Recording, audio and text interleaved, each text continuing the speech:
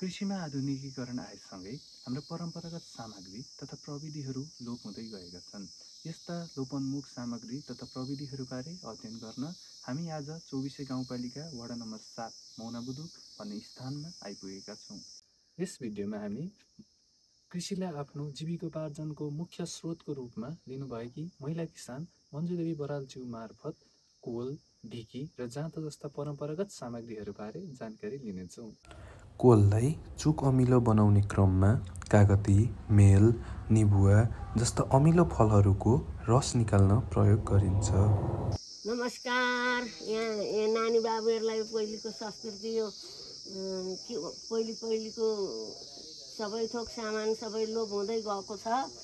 यो अमिलो पेल्ने, अमिलो चुक पनि भन्छन् यसलाई, पेल्ने यो तरिका नानी बाबुहरूलाई यसो म तरिका भनिदिँदैछु। यो तेर्सो राखेको यो कोल हो, यो चेपुवा हो, यो खाँबो, अनि तल चेपेर बेलेर झार्ने बाल्टीमा झर्छ। अनि यो पहिलेका चलन चाँजो सबै लोप हुँदै गएका छन्। अनि यहाँ मेरो नानी बाबुहरूलाई सिकाउँदैछु। यो बाल्टीमा अब अमिलो तल थापिन्छ, अनि चाना माथि छान्दै फ्याँको, अनि त्यो अमिलो पनि कपड छान गरेर अनि पकाउनु पर्छ कि माटाको भाँडोमा नभए तामाको भाँडोमा, पित्तलको भाँडोमा पकाउँदा चाहिँ सबै तितो हुन्छ, खान नहुने हुन्छ।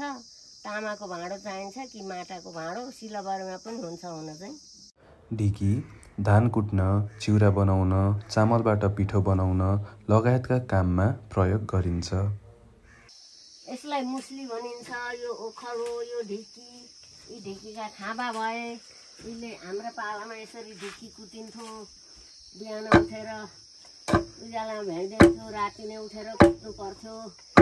यो ढिकी तरिकाले कुट्यो, एकजनाले घान पनि लाउनु पर्थ्यो, अनि दुईजना कुट्ने। जाँतो मुख्यतया दलहन र मकै पिस्न प्रयोग गरिन्छ। यो जाँतो चाहिँ यस्तो हुन्छ, हेर नानी बाबु, यहाँबाट यसरी घुमाएर यहाँ ओइरो लाउनु पर्छ, अनि घुमाउनु पर्छ, यहाँबाट ओइरो झर्छ, यहाँबाट लाउनु पर्छ। यसलाई हातो भनिन्छ, यो जाँतो। कोल, ढिकी र जाँतो जस्ता अन्य धेरै औजार र परम्परागत प्रविधिहरू कृषि आधुनिकीकरणसँगै हराउँदै गएका छन्।